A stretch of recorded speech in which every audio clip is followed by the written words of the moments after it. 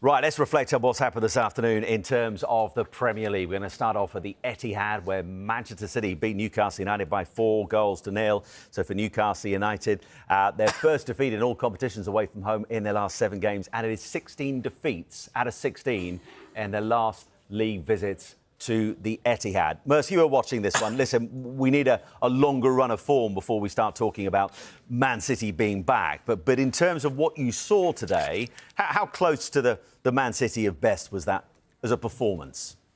It was hard, really, because I think the only lessons learnt today is Newcastle, that they won't be able to play like that in the cup final in a few weeks' time against Liverpool.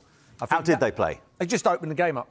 They just opened the game up. So they played into City's hands, Yeah, played into City's hands. I think they opened it up and thought, you know what, you're struggling at the moment. We'll open this game up, and if it opens up, we've got the firepower up front. To hurt you wasn't the case. They were ruthless. I mean, Marmouset getting a hat-trick in, what was it, about 17 minutes?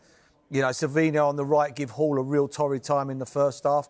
And they opened the game up and they moved it very quickly, and they couldn't really live with them, Newcastle. So, yeah, it's a good result. It's a very good result for Man City. They played in second gear in the second half, so now they can concentrate on Wednesday night. They absolutely can. Let's talk a little bit more about Omar Marmouset, because he'd got 20 goals for Frankfurt already this season. But that's his first senior hat-trick as well, right. And he did it in quick time as well. What has he brought? He's brought goals today, but what else has he brought to this City side? Well, he brought all kinds of goals. He's prepared to run without the ball. A lot of players are not prepared to run without the ball, running off the ball. His first goal, he makes a brilliant run from left to right, and Trippier gets over the ball. But as the keeper comes out, he's so calm. As soon as he lobs it over him, he runs away. He knows he's scored. The next one, he comes inside, puts it in the opposite corner, and then the other one, he's run in. So he gives them goals. I think that's the problem. Since Alvarez has left, I don't think they've had the goals. They've been relying on Haaland a lot, and Foden hasn't got the goals that he got last season. So I think he brings goals, gets into lovely little pockets. He's an intelligent footballer.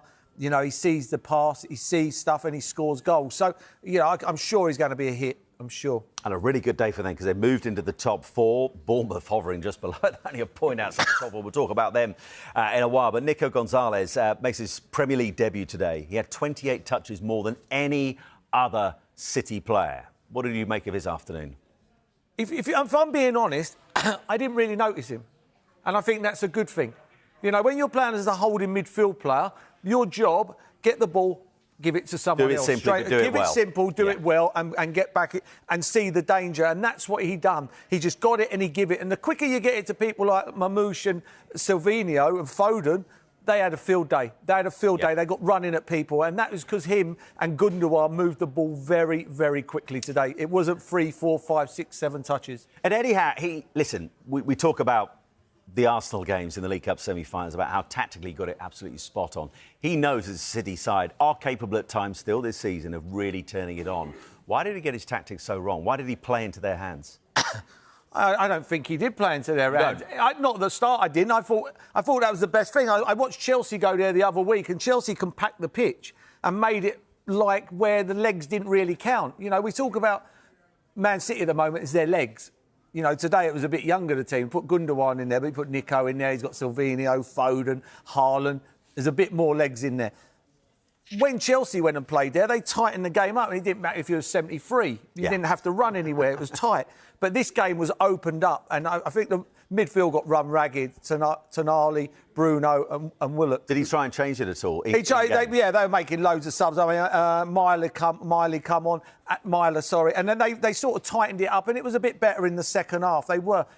But if I'm Newcastle, I look at that and I think, that's lucky. Because you don't want to be going to the cup final in a few weeks' time and playing like that. I think they went back to a little bit more solid in the second half, and they played a bit of a wake-up, a big wake-up call. Yeah, because they had been playing well enough to play like that. I think, and they have got the players to go to Man City and play like that. But really, you've got to start off from a base, and then you sort of go from there. And they went gung-ho. They went out firing, haymakers from the start, and that just didn't work. And the haymakers being provided by Omar Marmouset, his first ever